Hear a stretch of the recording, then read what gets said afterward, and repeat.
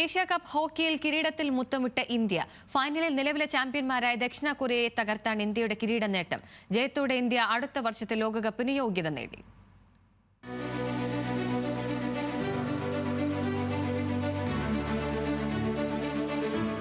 എട്ട് വർഷത്തിന് ശേഷമാണ് ഏഷ്യ കപ്പിൽ ഇന്ത്യ മുത്തമിട്ടത്.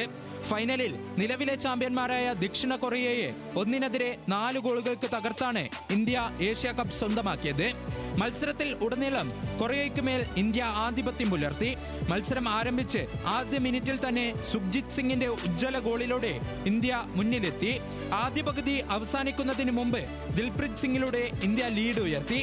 രണ്ടാം പകുതിയിലും ഇന്ത്യയുടെ ആധിപത്യം. ദിൽപ്രീത് സിംഗ് വീണ്ടും വലകൊലുക്കി. പിന്നാലെ അമിത് റോഹിദാസിലൂടെ 4ാം ഗോളും നേടി ജയമുറപ്പിച്ചു.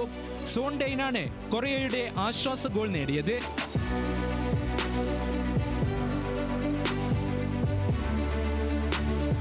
ഏഷ്യ കപ്പായിരുന്നു ലക്ഷ്യമെന്നും കഴിഞ്ഞ കുറച്ചു കാലങ്ങളായി കഠിനമായി പരിശീലിച്ചു വരികയായിരുന്നുവെന്നും ഇന്ത്യൻ നായകൻ ഹർമൻപ്രീത് സിംഗ് പറഞ്ഞു.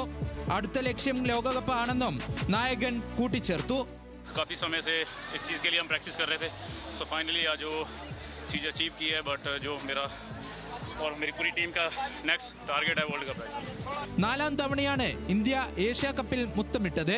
നേരത്തെ 2003-ലും 2007-ലും 2017-ലുമാണ് ഇന്ത്യ ചാമ്പ്യന്മാരായത്. Sports desk, news Malayalam.